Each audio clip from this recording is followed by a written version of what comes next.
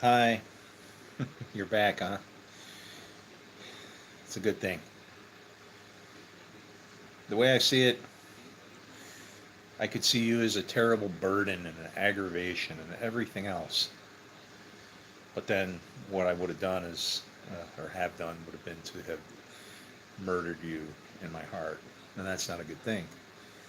Um, so keep coming back.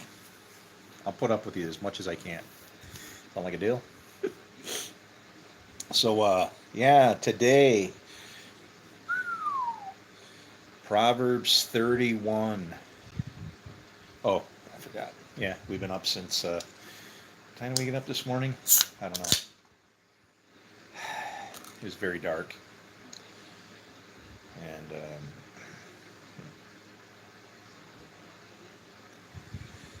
I was woken from a dream,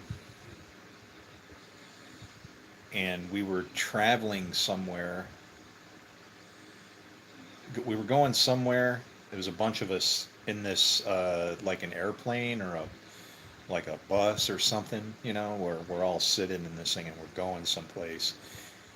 And there was an empty seat, and we were going, I think, to prove that the seat was empty. It was kind of weird, But there you go. So that was a dream that I got woken up from this morning. I don't know what time it was. Uh,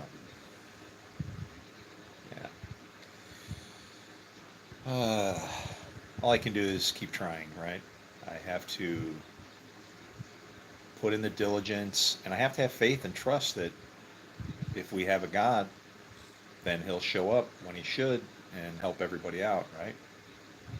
And that help for me would come by way of, the Spirit starting to move. In other words, people going, "The hell is this guy? The hell's he talking about?" And and then I don't know. And then things are really going to get weird because I can see how we have totally morphed and distorted the meanings behind what's in this book, right? And hey, how you doing, guys? Thanks. I don't need to say that but once, do I? Anyway, Proverbs 31. A lot of people believe that Proverbs 31 is about, it's the, what do we say? We want the Proverbs 31 woman because, according to the way people read it, I'm going to say it that way because you're going to hear a much different version here. And and what troubles me is it's going to make sense to you, and then you're going to be like, "What? I never heard it like that before." Well, there you go. But the Proverbs 31 is about the Torah. Okay, it's about the Torah, and I'll walk you through it and show you why and how. Okay, um, we do this with many of these scriptures. Just saying. So again, whenever I give a teaching, I always stress the importance of the name, and I'm not talking about like the name Hashem. I mean whatever something is called, because there's a when Adam named something, he said whatever it was. That's whatever he called it. That's what it was. Do you know that's a stumbling block right there? And we don't catch it because if I judge somebody, let's say I look over there and I see somebody that's trouble, or I think they're trouble, but they're actually to be of help of me or for me, right? They're not against me, they're for me, and that's how it works with Jesus. And look what happens. I've now called that person something because I judged him or her, it, and now that's what it is. So you can see how you can lead yourself into that. It's called that you'll have a defiled spirit then. Your spirit has now made a judgment that it shouldn't have made. You're going to pay for that because that person may have been sent of God to help you out. And you did what? You blew them out because They had pink hair and an earring. Did you hear about that guy that died in an MRI machine? I didn't even want to. I didn't even want to look at. I don't watch the news. When I see a tragedy, like then this happened, and you see like an alligator and a little kid on a bicycle, like driving along a bike path in Florida. I don't click on those videos. Why in the hell would anybody want to watch that? It's like I don't want to see misery and tragedy. If I want to see that, why do I got to look on the news? I can walk around my town and see all the bad stuff going on. All right, so let's get into Proverbs 31. And again, this is about the Torah, so check this out. Okay? And again, the names are important. And the first name that comes up is, what is it? Lemuel? Lemuel. And Lemuel means for God. Okay? So right there, because this is spoken to, I know it's a person, Lemuel, right? But the names are very important because the names are going to give you extra information behind the backstory. So like when Jesus told the parable and then, there's more stuff in there people can figure, that's what you want. So watch this. So again, and when I talk about the Torah, you have to remember that the father and the mother, the commandments can't be broken. They absolutely cannot be broken. And you're like, sure they can. No, if you break them, then you get the curse instead of the blessing. So it's like you really can't break the commandments. So when it says to honor your father and mother, there's two possible fathers, aren't there? There's Father God and Father Lies. So you got two fathers that can be honored here. Okay? And you obviously don't want to honor that one, but it's the way it works. So now, and who's the mother then? Lady Wisdom. And that's the Torah. In the case of Revelation, that's the harlot, because she is mixing up with both fathers. That vision is like water from God gives water from above, and then the bottom is watered from below, from a mist on the face of the ground. Ooh, tears. Okay? And when those two things get together, it can't be man's way and God's way, right? When those two things come together, it's brother against brother, hand against hand, and wreckage, right? So when we give the teaching, you have to understand that this, Lady Wisdom and the Torah, they're part of that. Like I said, the commandments can't be broken. So depending on whom I serve, I'm going to honor a father and a mother, right? It's just happens that way. And that's how matter of fact and easy the Jesus teachings were. Because when he said things like the son always does what he sees the father doing, well, guess what? I got two fathers. So that means there's two sons. Uh-oh. So now, and thank you to our Jewish community that like to make a lot of our entertainment stuff, now you got my three sons. Because you got a son of God, you got the son of perdition. I'm going up and down, okay? Son of God, son of perdition. Who's sitting in the middle? Hi! Son of man. Son of man has to choose. Am I going to go this way? Am I going to go that way?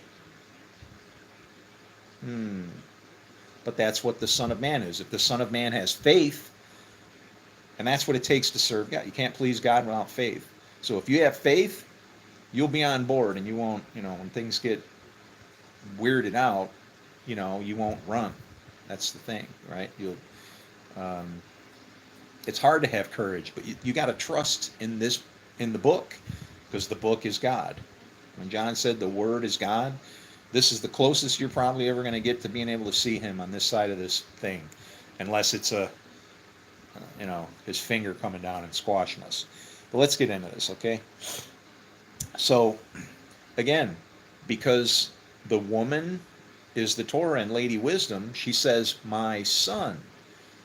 So remember, the woman gives birth to two different possible children. If she gives birth to a daughter, it just makes more children. If she gives birth to a son, then that is a firstborn son. But there's also an unbegotten son that isn't born. It's made, like, and don't say created. Created and made are not the same thing. Look that up in Isaiah 45:7. It'll freak you out. You look at it in the King James, you're going to be like, ah. Okay. Light and peace are formed and made. Darkness and evil are created things. That's why when I say the creation started, first he created, and that was the first thing that was there, darkness. And then what? Let there be light. So first came the creating, and then the forming. And then came Eve, and then came the creating again. It kind of went in a loop, because Eve reintroduced evil back into the mix. But let's stay on path here. So, what are you doing, my son? So this would be like the Torah talking to the fruit of it. Like, like if the Torah or the Bible could be animated, made flesh, like Jesus, this would be like the Torah speaking to Jesus. Okay? Because that's what he was. He was the Word made flesh. So he's like taking this book and turning it into a person or a being, an entity, somebody that can only listen to and abide by this book, understands it, and to the level that has a relationship with what is on the other side of this life. Okay? So it says, what are you doing, my son? Okay? What are you doing, son of my womb? And immediately you start hearing these physical, personifications of the processes and the way God works, I guess. And guess what happens? You lose, right? You get painted into a corner, and you think it's actually about things like food, for instance. If you can remember what happened with, when Jesus was like scolding his disciples, saying, "You guys think this is about bread?" He's like, "Aren't you understanding these teachings yet?" And it's like, it's really frustrating, because what is trying to be taught here is a spiritual teaching. But how do you put a spirit into words, right? It's like if it was that easy, God would send you an email or something. He'd get a message to you, and it'd open it up, and he'd hold it up, and you'd read the thing and go, and you would just be magically changed. Well, that kind of does happen, but this is the email that you got to read. It's in here. So what are you doing, my son? What are you doing, son of my womb? Now, here's how you know it's about the Torah. What are you doing, son of my vows? Okay? So see, the Torah, the promises that God has made, they're like vows. He can't break those. He doesn't break his promises. Every time he says if, it's like a giant gift sitting there for you. When he says if, dude, just left or right, pick a path and run. Grab on as, like you can. All right, so what are you doing, son of my vows? So it's literally as if the Torah could be speaking to her own fruit, right? Because the Torah produces fruit. And the way I mean that is, it's like, it's kind of like a set of rules that put a certain paint job on whatever it is that I do. And it's either going to be painted black or it's going to be painted white. It's going to be either good, light, or it's going to be darkness and evil. Whatever I do, I have that ability. It's inherent and it's built into me. We get that when we get the Lord's Spirit. Okay, when we get the breath of life, we get to do everything that the Lord can do. And that's kind of dangerous, because at that point, we're like cut. That chain is cut. We do not have, our God has no power over us here except that of death. All the rest can be determined through this book. In the end, that's the judgment, death. It's, when it says in the book of Job, you can touch and do everything to all that he has. That's kind of what's going on to us. We live in this place, and we have, if you believe that there's everybody has their own way of picturing this if you want, but it doesn't matter. It's all still working the same way. Some people see a devil coming after them, right? I don't see a physical devil coming after me as much as what I would consider it as my own troubles because I disobeyed what is plain and right in here. And the reason why I see it that way is because the way Paul presents the Torah is the way all Jews should be presenting the Torah and the New Testament and Jesus and everything. If all of this information could be brought together, if I can show this to you, we're going to have a very sad world here because we're going to recognize what we've done. It's like the Bible goes forwards out a little ways, but then it comes back in reverse. And we will come to a point where we will look at this place and with all our free will and rights to reign over it. Right? We have all authority from heaven already. It was given to us. Go, rule, do what you got to do. And then what happened? Oh, we ruined it. And then came the flood of Noah. And then what happened? Then the Lord said, well, maybe they can't rule because people don't fear them. I want them to fear me, but I'm over here. I'm ruling from afar. You know what? Let's do it this way.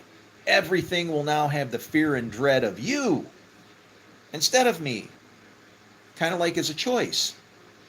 But if you do what you're supposed to do, they'll fear you for good and not for evil, because they'll see the blessing, right? It'll be that's what the Jews, if the Jews could actually teach this book, the grabbing of the hem and following their way, it's not about going to some temple anywhere. That's not what it's about. This book just describes this world. It just describes this world. You can't fight with the thing. It's a book. So it either becomes a sword or a shovel or maybe a pair of clippers or something, like so you can work the vine, right? It's amazing how time and eternity has been encapsulated in this thing. I have a really high IQ, so I'm sorry, I don't mean to talk like that. But it's just insane. I've written computer programs that I didn't have to work for like probably 9-8 months. It was a long time because, and you know what? Necessity is the mother of invention. I get this job. I don't even know how to work computers. Nothing. And these guys are like, yeah, don't worry. And he takes me into this place that looks like NASA, right? I'm serious. It's got we had a VAX in there. We had all kinds of NT servers, telephone, communication equipment, all the crazy wires and shit going everywhere. You know what's nice is what they call a subfloor. They jack the floor up like a foot, and then you run all the wires underneath there, and it looks like a rat's nest. And that's great until the goofballs that are working on the roof unplug a 8-inch sewer line coming off of a roof that has enough square footage of like maybe a couple football fields. This is a big building, and dumps all the water into the data center and like floods it. I could tell you some stories. But back to programming, I've written programs that I haven't had to touch or run or what. They just run by themselves. Because all you have to do is just figure out what are the choices. What's the if? When you can find the if, there's only one or two paths to take, yes or no. You turn it on or you don't. Or you turn it off. It's just, that's what it is. Light and dark. And the whole place is like this. This book is amazing. You want Einstein's ECMC squared? Where two or more are gathered, I am there. How's the gravity of that situation for you? Should be a lot of power behind it. Everything's in this book. Oh, it's driving me nuts. All right. I'm sorry. I'm not sorry. I don't know what to tell him. I'm sorry. And I'm not sorry. I'm not afraid of you in that way because I know you love us. I know you love us. I'm not afraid of you like that. Does Job fear God for nothing? There's a reverence fear. And then what happens when you get that list? All this terrible stuff that why Job feared God. You blessed him. You put a house, you've done everything. It just describes like wonderfulness. And why? Because Job understood God. Shall we not accept both good and evil at the hand of God? Oh, ah! It's fingernails on a chalkboard, right? You speak like a foolish woman, and that's it. Speaking like a foolish woman. That's what the Torah is, except that she doesn't speak. We're the ones that actually give her the voice. The beast. All right. She's all right though. You'll like her in the end, I promise you. She's the lady in the red dress. All right. Do not give your strength to. Okay. What are you doing, son of my vows? So this is like questioning the Torah, saying, son of my vows. Now that's a good thing. That son of my vows, not daughter of my vows, because that's just somebody else to make more sons and daughters, right? That's why the firstborn thing is important. And if you obey only God and don't need your inner spirit or that choice or even the Torah, do you know what happens then to you? Then you're not defiled by woman. What? Oh, it's God's consort. You're not defiled by a woman. You're just right on, straight up talking to God, direct. And you're like, but this is my thing. And it's like, but you don't take any chances, right? How can you just have a relationship with God? And it comes with understanding some basic words in Scripture, like the word know, K-N-O-W. People think that they put that, as soon as they see it, it's up here, right? Place of the skull. Immediately. That's where they see this thing going on, but it's not what it's about. The word know in the Bible means when you're about to produce fruit. It refers to an action, not a I don't know, a noun or a thing, right? But the action produces a thing. And that thing can only be of one of two fruits, good or evil. So again, here we got our switch, left and right. That middle path is a weird place because you're not on either side or the other. You more come in defense of everybody that's around you because they don't understand it. You know, I mean, that's how I am. I see this thing and I'm just like, with such intensity, just like begging, find me a theologian, find somebody with all these books and shit they've studied for decades. And I'm going to show them what's been sitting right in front of not only their face, but all of our faces for thousands of years sitting here. When Jesus said any time will do, he meant it. And he was right. But his teachings are very cryptic and we don't understand them. And they link and tie all back to the Old Testament like a glove. I can't read one without seeing the other. It's just the way they are. But you have to look at it the right way. If you see a battle, conflict, if you divide, forget it. You're never going to catch it. All right, so what are you doing, son of my vows? And then she says what? Do not give your strength to women. Wow, this hits in so many different places, doesn't it? This is Samson. What did he do? He told the woman how he could be defeated. And there he went. Do not give your strength to women, your ways to those who destroy kings. Now his ways and the lady's ways are different. So it's like you feel like you're being painted into a corner here, and you kind of are. Okay? Let me build it a little more. Okay? It is not for kings, O Lemuel. It's not for kings. What does Lemuel mean? For God. For kings, for God. God doesn't change. Okay? They're both rulers, but a king is a human ruler. He rules over the land, right? Hopefully guided by God. But see, that's where when it reads that do you realize you are a king or a priest? I suppose you could be both. But you are a king. When you are born, you are given land to rule over. Oh, look at you. I build my land.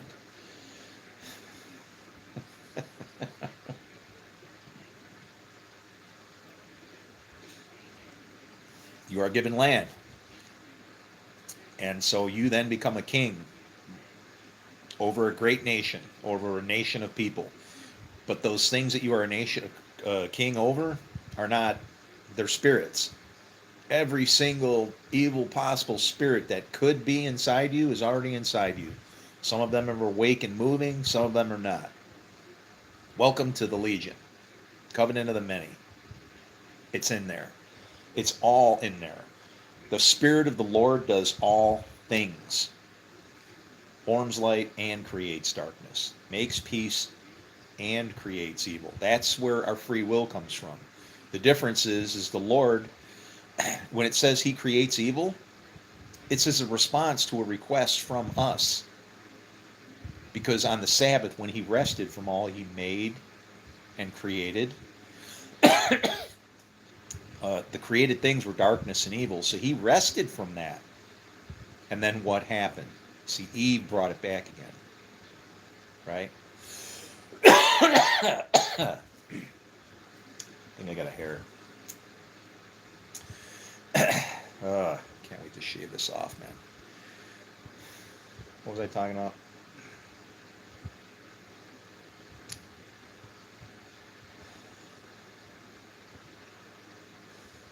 Derailed, just like that.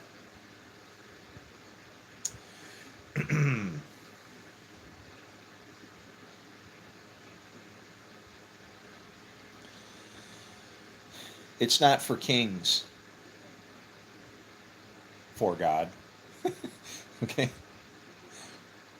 It's not for kings to drink wine, or for rulers to take strong drink. There's a lot packed into that. So, hair everywhere. I'm a very hairy man.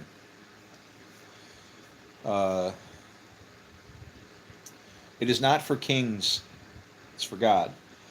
It is not for kings to drink wine. Now, to drink the wine is, you know how you have a cup and it says that in my cup is, you can have a couple things in your cup. You can have sweet wine, vinegar, or old wine. You can have these different things, but your cup would be like,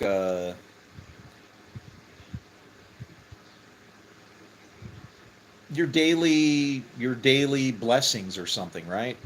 Like, you hold your cup out and God walks by and says, all right, here's what I got you free today. And then you go, oh my God, it's vinegar, and he's like, but you know what? Just drink it. Just drink it anyway. So when it says wine is not for kings, that wine allows you, the wine results from a pressing of the vine, right? You're part of that vine. So it's kind of like the pressures of society or whatever, your life. As a king, you're not supposed to be guided by that. You're making decisions. There's no emotion going on here. So you're not supposed to drink wine. But then it says what? And then it's kind of weird. It says, or for rulers to take strong drink. And this is what the scriptures do, all back and forth, all through the whole thing. Two things back to back. And some goofballs in a college somewhere invented some word called hendiasis. Okay? That's the Greek god of confusion.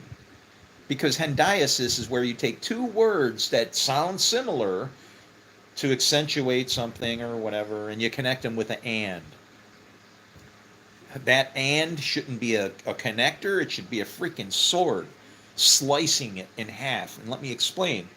So it says, it is not for kings to drink wine, or for rulers to take strong drink. Okay, so if I am a ruler, and we've decided, what is strong drink? Strong drink is, we said it all comes from the vine, and all this is flowing through wisdom in the Torah, right? So the strong drink for a ruler, okay, who's our king? Right? That would be like God. Can you imagine if God got drunk and maybe the truth came out and he just did what he wanted to do? Okay? The strong drink, remember the drink, oh yeah, there you go, the milk, the mother's milk. Okay? When it says don't boil the baby in the mother's milk, it's not referring to, Jews are funny, man. They won't eat a hamburger and drink a glass of milk at the same time because they think they're offending God. What that verse means, it means don't destroy somebody because of this teaching. Don't turn a farming implement into a sword or a weapon. This is for helping people, not to judge and destroy people. And everybody's in a different area in this thing. And you, how many times have you come back here, do you think, to try and get this right? What? Oh, reincarnation? What? That's what the Jews believe. It's in the New Testament. Who sinned, him or his parents, that he was born blind? He would have had to sin in another life in order to have to be judged and born blind. Okay? And what did Jesus say? Jesus said, I'll give a flying fart about any of that. Don't worry about who sinned, him or his parents. He's here because we got to help him. He's here so the works of God can be displayed. Can you do that? Who you working for? Who's your daddy? Get to work. Give him something to eat. Help him see. Right? Help him hear. Help him walk. I don't have to pee yet, so I'm not going to leave. But, okay, so, or for rulers to take strong drink. It's saying that if you're a ruler, you're not supposed to get off on being hard on people. Because if you're at that level, you understand what the bad that they're doing is actually for. It's God training you. That's what the rod is. He gives you to your sin, not because he doesn't love you, because he goes, well, this one's really giving me a hard-ass time here. All right, better just throw him back into the fire. Put him in the fire. Let him walk in there for a little while. When he comes out, he'll be fine. I'm in there too, don't worry. But that's what it is, a rod or a staff, and we get to choose. So it's not good for rulers to take strong drink. And now this will come together when you see how it continues. It says, lest they drink and forget what has been decreed. And what has been decreed? Read the prophets. It's like a damn broken record. Love them. Love them. Love them. Love them. Love them. Love them. Love them. Love them. Love them. Love them. Love them. Love them. Love them. Love them. Love them. Love them. No wonder we got a headache. But that's as simple as it is. You will forget what has been decreed and pervert the rights of all the afflicted. Who are the afflicted? They're perishing for lack of knowledge. What don't they know? Our God. But then again, there's that word, right? They perish for lack of knowledge. And we think that if I can read this book and know everything that's in it, but if I don't, what? You know where I'm going, don't you? What do I need to do with this word? I need to manifest it. I need to make it flesh. I need to eat this book and get it inside me so that it becomes me and I become it. Right? Those are the people who are afflicted, that don't understand that you can't break this thing. It's just what it is. Right? It's like gravity.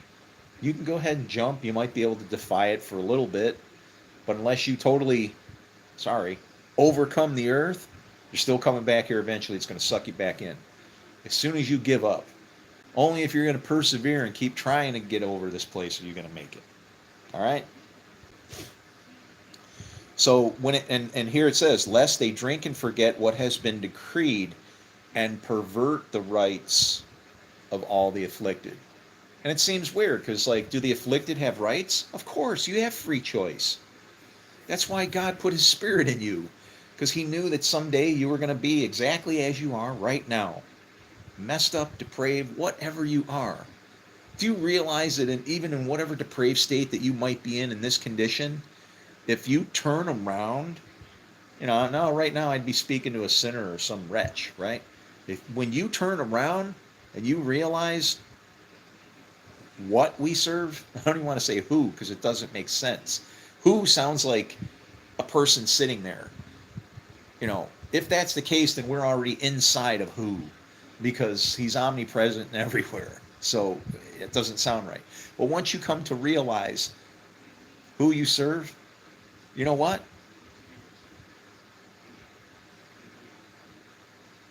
Was that a question? Or was that an action? You know what? See, that word know is about a relationship between a spiritual manifesting into the flesh. You know, me, I'm just a dirt bag. I'm a pile of dirt. The only reason I'm alive is because I have the breath of life in me. Talk about irreverence being justified. Look at me. Hmm. Pity, huh? All right. So let's continue. It says, give strong drink to the one who is perishing. And how do you see that as a human? Oh, he's dying. Just let him get drunk.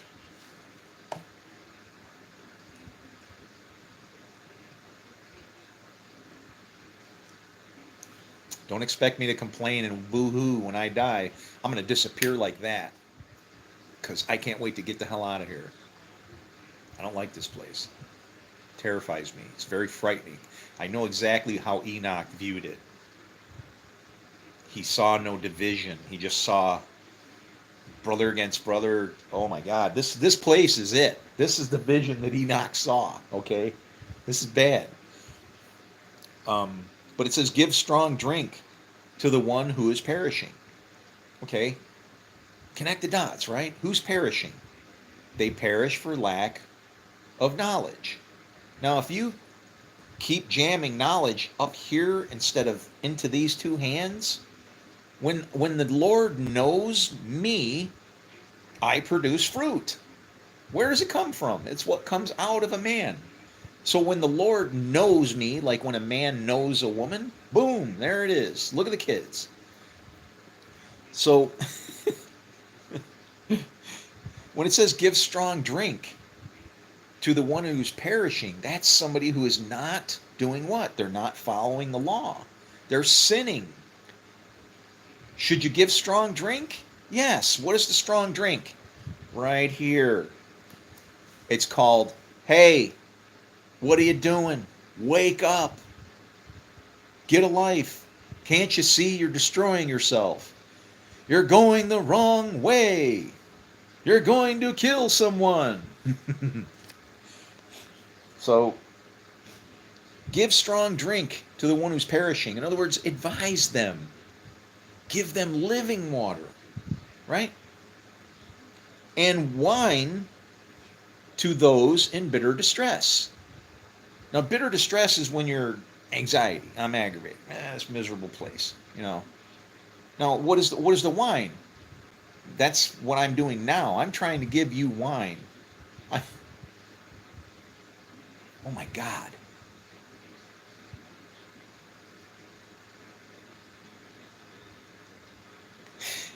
I gotta go. I'm sorry.